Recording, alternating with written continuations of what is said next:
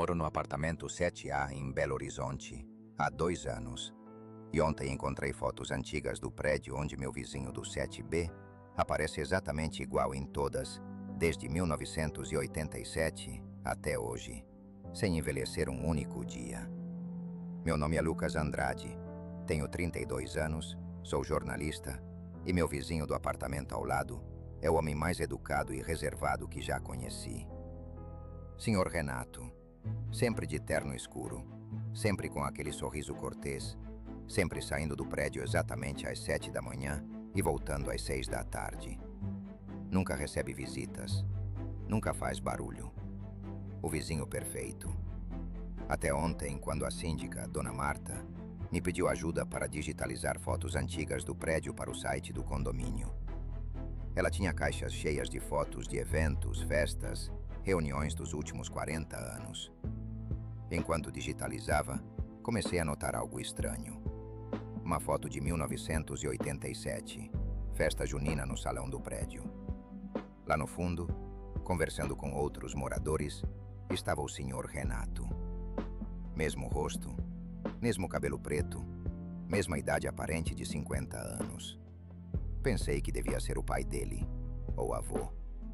Encontrei outra foto, 1995, churrasco de Natal. Senhor Renato de novo, idêntico. 2003, inauguração da piscina reformada. Lá estava ele. 2010, festa de aniversário do prédio. Mesmo homem, mesma aparência. 2018, foto mais recente antes de eu me mudar. Senhor Renato sem uma ruga a mais, sem um fio de cabelo branco. Levei as fotos para Dona Marta. Esse é o senhor Renato do 7B? Ela colocou os óculos, examinou as imagens. Sim, é ele. Por quê? Essas fotos são de 1987. Ele deveria ter pelo menos 80 anos agora. Ela riu nervosa. Ah, Lucas, você sabe como é.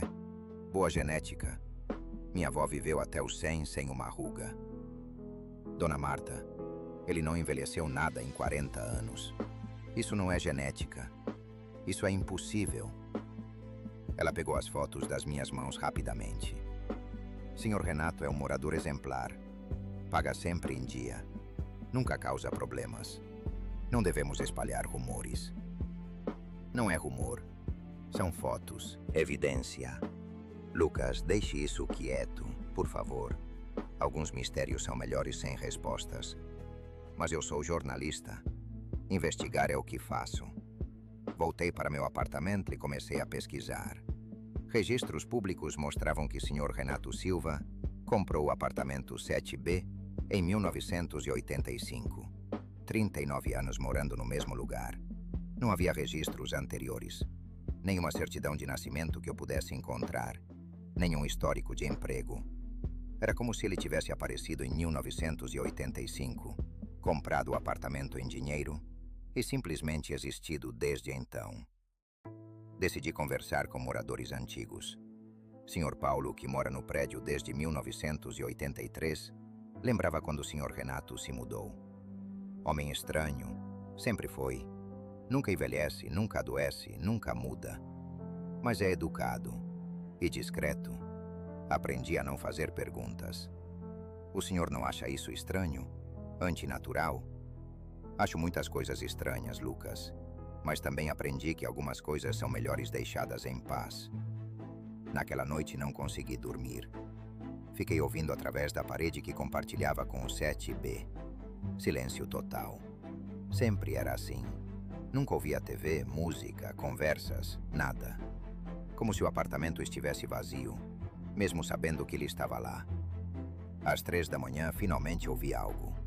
Passos. Lentos, metódicos, indo e vindo. Como se ele estivesse caminhando em círculos no apartamento. Durante 2 horas, os passos continuaram. Sem parar. Sem variar o ritmo. Às 5 da manhã, pararam abruptamente. Na manhã seguinte, às 7 em ponto, ouvi sua porta abrir e fechar. Espiei pelo olho mágico. Senhor Renato, impecável em seu terno escuro, descendo as escadas.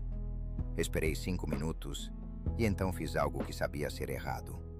Usando minhas habilidades de lockpicking aprendidas em uma reportagem sobre segurança, abri a porta do 7B. O apartamento estava vazio. Não vazio de móveis, mas vazio de vida. Uma mesa, uma cadeira, uma cama perfeitamente arrumada. Nenhuma foto, nenhum objeto pessoal, nenhum sinal de que alguém realmente vivesse ali. A geladeira continha apenas água. O armário, 3 ternos idênticos. O banheiro, sabonete e escova de dentes. Nada mais. Mas então encontrei a porta. Uma porta no fundo do closet, escondida atrás dos ternos. Estava trancada, mas a fechadura era antiga. Consegui abrir em 2 minutos. Atrás da porta, uma escada descendo. Para onde? Estávamos no 7º andar. Não deveria haver nada abaixo além de outros apartamentos. Desci as escadas. Eram estreitas, antigas, feitas de pedra. Quanto mais descia, mais frio ficava. Depois do que pareceram centenas de degraus, cheguei a uma sala subterrânea, iluminada por velas. E nas paredes, fotografias. Centenas delas. Milhares. Fotos de pessoas, lugares, eventos. Algumas em preto e branco, tão antigas que pareciam do século XIX. Outras em cores desbotadas dos anos 50, 60, 70. E fotos mais recentes, digitais. Em todas elas, Senhor Renato. Sempre com a mesma idade. Sempre com a mesma aparência. Em Paris, 1889. Em Nova York, 1920. Em Lisboa, 1955. Em São Paulo, 1970. Em Belo Horizonte, 1985. Décadas. Séculos, talvez. Sem envelhecer. Sem mudar. E então vi a mesa no centro da sala, coberta com documentos. Passaportes de diferentes países, diferentes épocas, diferentes nomes. Mas todos com a mesma foto. Senhor Renato. Certidões de óbito de pessoas que reconheci das fotos, com datas variando de 1890 a 2020. E todos os corpos tinham algo em comum. Drenados de sangue, pele pálida, 2 marcas no pescoço. Meu coração parou. Vampiro. Essa palavra ridícula, impossível, surgiu na minha mente. Mas as evidências estavam ali. Fotos atravessando séculos. Documentos de identidades falsas. Vítimas drenadas de sangue. E um homem que nunca envelhecia. Você não deveria estar aqui, Lucas. A voz veio de trás de mim. Virei-me. Senhor Renato estava no pé das escadas. Mas seus olhos não eram mais humanos. Eram completamente negros. E seus dentes, quando sorriu, eram pontiagudos demais. Eu realmente gostava de você.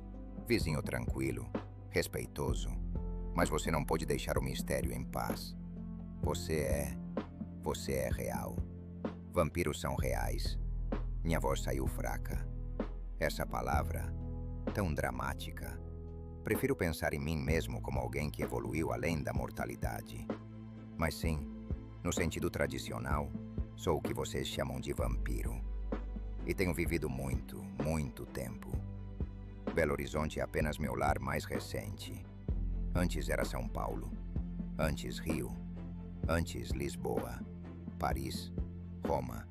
Jerusalém. Tenho visto o mundo mudar por milênios. Você mata pessoas. Essas certidões de óbito. Ocasionalmente, sim. Preciso me alimentar. Mas sou cuidadoso. Seletivo. E sempre me mudo antes que alguém note o padrão. Geralmente após 30 ou 40 anos. Tempo suficiente para as pessoas antigas morrerem ou esquecerem. Tempo suficiente para que novos moradores como você venham e não façam perguntas. Mas Dona Marta sabe. Sr. Paulo sabe. Eles te protegem. Eles suspeitam. Mas preferem viver com a dúvida do que confrontar a verdade. Porque a verdade é aterrorizante. E você, Lucas, decidiu confrontá-la. O que te torna um problema. Tentei correr para as escadas. Ele se moveu mais rápido do que meus olhos podiam seguir. De repente estava bloqueando meu caminho, sua mão no meu peito, me empurrando de volta. Não tão rápido. Temos que decidir o que fazer com você. Não posso simplesmente matá-lo. Você desaparecendo logo após investigar seria suspeito. Mas também não posso deixá-lo ir sabendo o que sabe. Então, o que vai fazer? Vou te oferecer uma escolha. Você pode morrer agora, e eu farei parecer um acidente. Ou pode viver, mas com um preço. Eu te transformo. Você se torna como eu, imortal, mas também amaldiçoado, precisando de sangue para sobreviver, nunca envelhecendo, nunca morrendo, vendo todos que amam envelhecerem e morrerem enquanto você permanece. Isso é, você não pode me obrigar. Não estou obrigando, estou oferecendo. Escolha. Morte agora ou vida eterna com todas suas maldições. Você tem 30 segundos para decidir. Minha mente corria. Imortalidade? O sonho de tantos.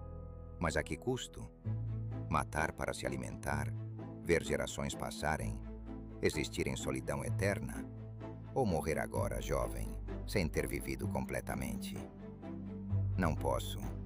Não posso decidir em 30 segundos. 20 segundos. Tempo é luxo que mortais desperdiçam. Nós imortais sabemos seu verdadeiro valor. Decida. Fechei os olhos, pensando em minha família, meus amigos, Camila, a mulher que amava, mas nunca tive coragem de dizer. Se eu virasse vampiro, poderia protegê-los? Ou seria perigo para eles? Se eu escolher a transformação, posso recusar matar?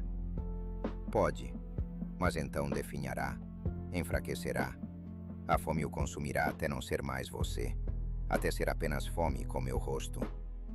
Todos tentam resistir no início. Nenhum consegue eternamente. A natureza vence, sempre vence. 10 segundos. Eu escolho. E então acordei, em minha cama, no meu apartamento 7A. Sol entrando pela janela. 7 da manhã. Ouvi a porta ao lado abrir. Senhor Renato saindo para o trabalho, como sempre. Corri para a janela. Vi-o atravessando a rua, terno escuro impecável, entrando em seu carro. Foi um sonho? Um pesadelo? Verifiquei minhas mãos. Não havia marcas de ter entrado em outro apartamento. Verifiquei meu histórico de navegação. Nenhuma pesquisa sobre Senhor Renato. As fotos que Dona Marta me deu para digitalizar não estavam no meu computador. Mas quando olhei no espelho, vi algo que me gelou. No meu pescoço, 2 pequenas marcas, quase invisíveis, como picadas de inseto, ou algo mais. E na minha mesa, um bilhete em caligrafia antiga e elegante. Você escolheu sabiamente ao acordar, Lucas. Alguns mistérios devem permanecer mistérios, e algumas portas, uma vez abertas, não podem ser fechadas. Mas você tem segunda chance. Use-a bem. Não investigue mais. Viva a sua vida mortal. E agradeça que ainda pode. R. Não sei o que aconteceu naquela noite. Se foi real ou sonho. Se Sr. Renato é realmente o que penso que é. Ou se minha mente criou fantasia de evidências ambíguas. Mas sei que nunca mais digitalizei aquelas fotos. Nunca mais investiguei meu vizinho. E quando o encontro no elevador, ele sorri educadamente, eu sorrio de volta, e não fazemos perguntas. Porque talvez Dona Marta e Sr. Paulo estejam certos. Alguns mistérios são melhores sem respostas. Algumas verdades são pesadas demais para carregar. E alguns vizinhos, não importa quão estranhos, são melhores deixados em paz. Sr. Renato ainda mora no 7B. Ainda sai às 7 da manhã. Ainda volta às 6 da tarde. E eu ainda moro no 7A. Mas agora à noite, quando ouço os passos lentos através da parede, não investigo. Quando vejo as marcas ocasionais no meu pescoço pela manhã, digo a mim mesmo que são picadas de mosquito. E quando passo por ele no corredor e vejo aquele brilho estranho em seus olhos, apenas aceno e sigo meu caminho. Porque a alternativa Confrontar a verdade, forçar respostas, abrir portas que devem permanecer fechadas, é mais aterrorizante do que viver com dúvida. E talvez, apenas talvez, ele me poupou não por bondade, mas porque sou mais útil vivo, silencioso e ignorante. Alguns vizinhos são vampiros, e alguns de nós aprendemos a viver com isso, porque a alternativa é não viver de jeito nenhum.